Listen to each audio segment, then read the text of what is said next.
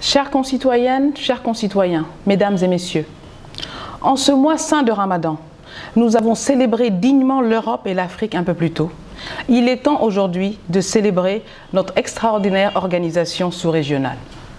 Le 28 mai 1975, les chefs d'État et de gouvernement des pays de la sous-région ouest-africaine posaient en visionnaire un acte de foi en l'avenir en créant à Lagos, au Nigeria, la communauté économique des États de l'Afrique de l'Ouest, la CEDEAO.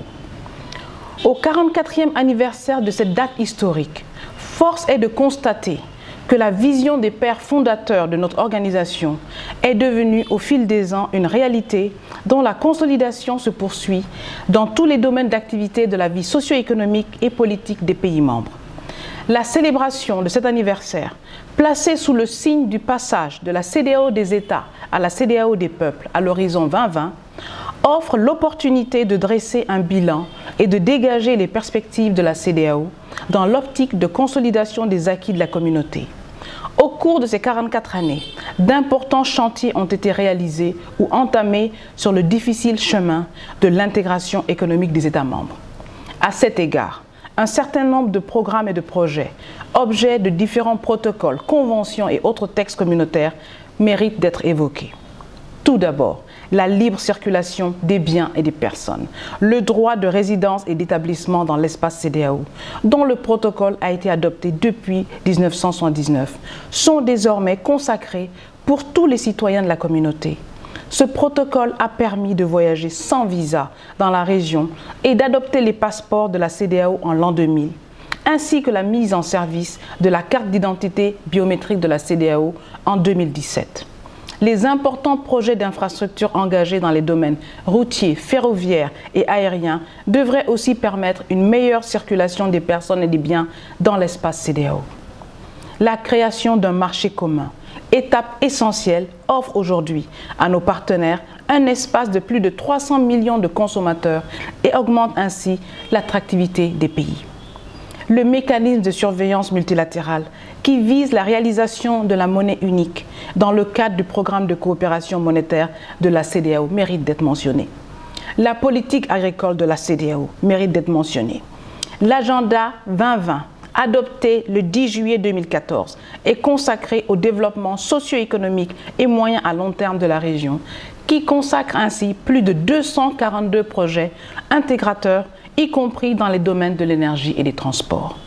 La CEDEAO offre un cadre approprié pour la lutte contre le blanchiment d'argent et la lutte contre le financement du terrorisme, avec la mise en place d'un groupe intergouvernemental appelé GIABA. L'équité de genre est au cœur des activités de la CEDEAO pour le développement du genre qui consacre non seulement l'égalité du genre, mais aussi le renforcement des capacités des femmes, le maintien de la paix et la sécurité régionale, notamment le climat sécuritaire de la région, s'est amélioré et l'ancrage démocratique des États consolidé. En 44 années d'existence, la CEDEAO s'est assurément affirmée comme l'une des initiatives de regroupement interétatique les plus pertinentes en Afrique, en dépit de nombreux obstacles auxquels elle a été confrontée.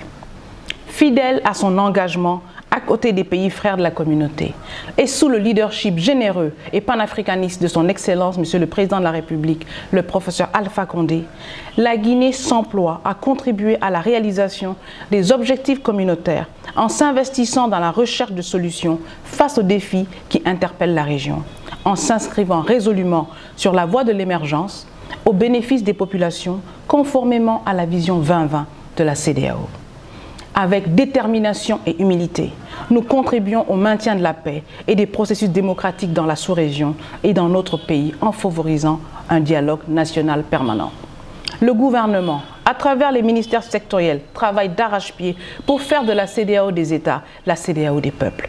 Je suis fier de mentionner la jeunesse CEDEAO, très active en Guinée, qui sans grands moyens œuvre inlassablement pour renforcer l'intégration de la jeunesse sous-régionale. Chères concitoyennes, chers concitoyens, mesdames et messieurs, la Guinée est un modèle de référence au sein de la CEDEAO et plus que jamais reflète l'intégration de notre sous-région et facilite notre circulation. Et nous, en Guinée, nous sommes fiers de notre organisation sous-régionale qui est dynamique et porteuse d'espoir. C'est l'occasion ici de réaffirmer avec fermeté l'engagement de la Guinée en faveur de l'intégration régionale.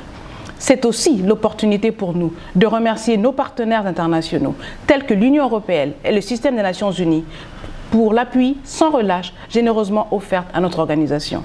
Vive la CEDEAO des peuples, vive l'intégration africaine. Je vous remercie de votre aimable attention.